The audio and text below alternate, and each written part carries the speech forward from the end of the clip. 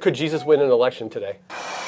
It's a tough place for humility. I honestly don't think that Jesus could win an election. Humility is a real tough sell Humility is right now. hard, and the reality is I think Jesus is too liberal for the conservatives and too conservative for the liberals. What is up, everybody? Welcome back to The Pour, the place where faith and culture are served together. My name is Father Christian, and today we are taking on how do you pastor during a time of a contentious election? And we got an incredible pastor to come on here. He is a Lutheran pastor. His name is Pastor Chad Fair. Yay! And since it is near election time, it is also near Halloween, so that's why this pastor looks like he is a jailbird or a referee. Which one are you? The tradition that we have here is that I pick a drink that represents my guest. You are a guy you got a lot of zest and energy, but there's also a place to you that's like your au naturel. You take good care of yourself. You and I just had lunch at a place called Fruits and Roots. Yeah, I ate a black bean burger. So you've lost some weight. You look sharp. You look good. Hair's trimmed. The stripes are slimming, they say. You get the green tea. Cheers to you. Cheers. Green tea for the pastor who's fighting the good fight. State your name and occupation. Pastor Chad Fair. I'm the pastor at Emmanuel Lutheran Church of Palm City and Stewart. What denomination again? Lutheran. You are a protester. You're a protestant. Didn't you just celebrate some like the backstabbing day or the turn your back on the church day? Reformation. You reformed. You left us. Well, not you. You came with us. We were already out. The Church of England. We had already tapped true. out. We didn't get Protestant until Thomas Cranmer, but that's where the money is. Yeah. I mean, that's why we left. King Henry VIII won that land. So literally follow the money. Hold on, we're talking politics, right? Green tea, talking politics. You figured it It's out! all about the money. Always follow the green and then you'll know what's going on. So the election is right around the corner, man. Yeah. Are you going to protest that one too? Yeah, I'm going to vote. That's your form of protest? Yeah, I think voting is a form of protest. Boom! It's either a form of protest or affirmation, one way or another. Okay, who are you going to vote for? I don't think you can touch that. That's career suicide. And it should be. Let's be honest. If you're in the pulpit and you're saying you need to go vote for this person. Oof. Well, you can use your 501c3 status. Apparently not in Florida. I would want a church where both right and left feel comfortable coming to. Absolutely. And I think as a church, we can do that because we got this central figure who unites us all, which is never right or left, but Jesus Christ. Yeah. So Jesus unites us all. If we stay focused on Jesus, then, I don't know, in your parish or my parish, but I think we have successfully done say, listen, we focus on Jesus, we don't focus on the politics. Jesus could definitely affect your politics, but we're going to let the gospel speak for itself. Are you the only one to ask questions, or can I ask one? Go ahead. Could Jesus win an election today? It's a tough place for humility. I honestly don't think that Jesus could win an election. Humility is a real tough sell Humility is right now. hard, and the reality is I think Jesus is too liberal for the conservatives and too conservative for the liberals. Both sides want to, kind of claim Jesus, and if you're really looking, it's really hard to make it say, oh, this party this is Team Jesus and that's not Team. Yeah, because he's going to do some things like food for all, free healthcare, laying out of hands and stuff. He had underwriters, but he wasn't charging for it. So that part would appease like half the people. But he made some other bold statements about things. You got to follow me, or those who don't. Good luck. Yeah. The left won't like that. The right might like that. His take on marriage. And I know there's lots of context. The campaign itself would be really hard. His campaign manager would be losing his mind. Peter would be the campaign manager, right? Better than Paul? Paul might be too caustic. He just wouldn't be able to campaign. He was never campaigning. But his action... Well, he did a stump speech. I mean, a Sermon on the Mount. He had good swag. He gave away a lot of bread, a lot of fish. But then here's a problem. When he says, hey, wow, people are like, you're the answer, he's going to be like, shh, don't tell anyone. The campaign manager just flips out. Don't post that on media. Yeah. All right, leave a comment below. What do you think? Could Jesus win an election this year? Okay, let's talk turkey here. I remember an election happened around here and coming into church the next morning, and there was a woman who was weeping at the pew. The election results just broke her heart. And she was so worried and concerned.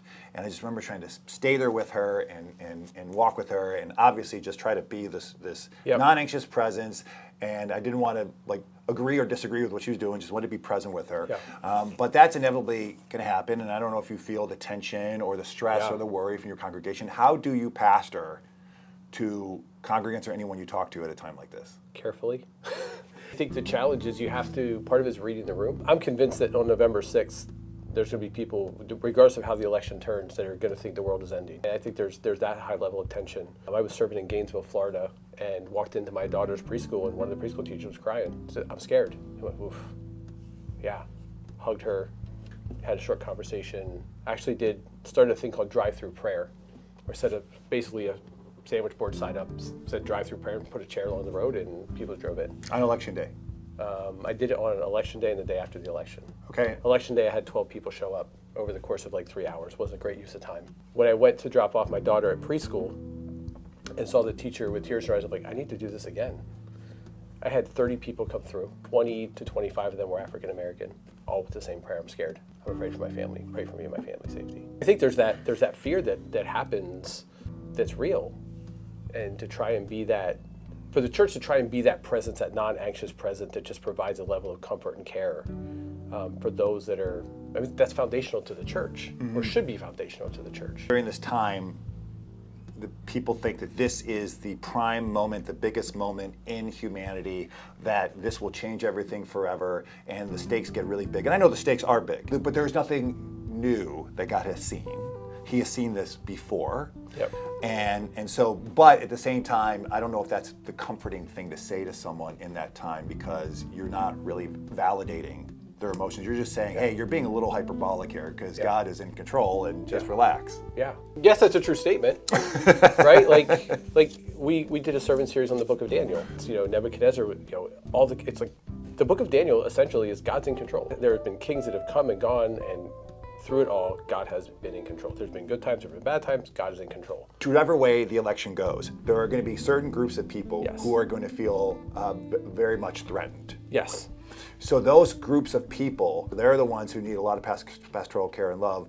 And also, does it help them to know that God is ultimately in control? He's seen all this before. Depending on your theology, he might see that he knows exactly where this is going to go. He knows where the end is going to be, and that we have to go in this direction, whether it's this way or that way. The country needs to go in this direction in order to get over here, which is the real goodness, and we will grow and become more resilient either way. But that's kind of easy for me to say. But if you're part of a group that really feels identified by either candidate, You feel targeted. and that's equal on both sides, I think.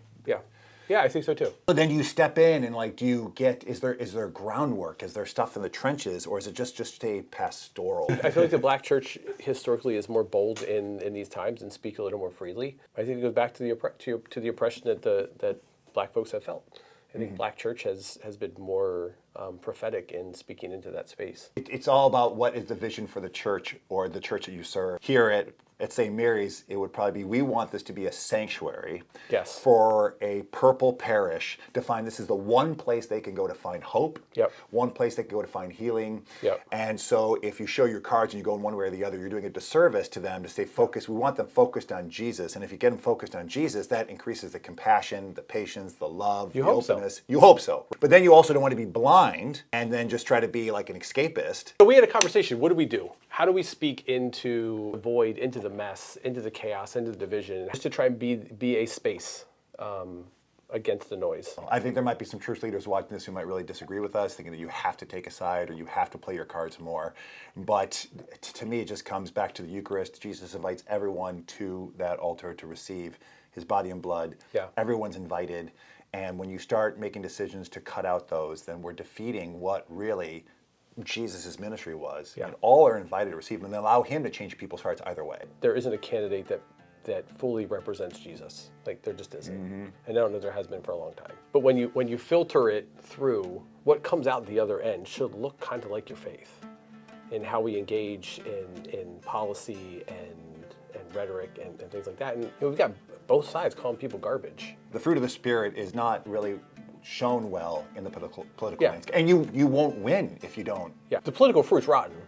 Yes. The fruit of the Spirit is not rotten. Political fruit is rotten. But let's lighten this up a little bit. I just got some prime Lutheran jokes. Oh, Lutheran jokes. You're going to tell us like a thumbs up or a thumbs down. You know you're a Lutheran if it's 100 degrees with 90% humidity and you still have coffee after the service. Oh yeah, that's the thing. You know you're a Lutheran if you hear something really funny during the sermon and smile as loudly as you can. Historically, traditionally, that's a yes, but I'm going to say we're trying to work through that. Are you guys more the frozen chosen than we are? This is Lutheran clapping in worship. The communion cabinet is open to all, but the coffee cabinet is locked up tight. So coffee is like the eighth sacrament, or what? Yes. You know you're a Lutheran if all your relatives graduated from a school named Concordia. No, that's not true. You know you're a Lutheran if when you watch a Star Wars movie and they say, "May the Force be with you," you respond. Also with you. You know you're a Lutheran if you actually understand those folks from Lake Wobegon, Minnesota. I don't understand those folks. You know you're a Lutheran if it takes 10 minutes to say goodbye. maybe I was a Lutheran my whole life. Friends, if you want to see more people like Pastor Chad and talking about things like the election and where all culture and faith is mixed together, you need to subscribe. Subscribe here to St. Mary's Episcopal Church, and you can get more of these videos of the poor, plus a lot of other content that's coming out of this channel. We're so glad you're here. Thank you for coming over the bridge and being with us. God bless us, and may God lead us through this time. He always does. Absolutely. All right, peace. Thank you.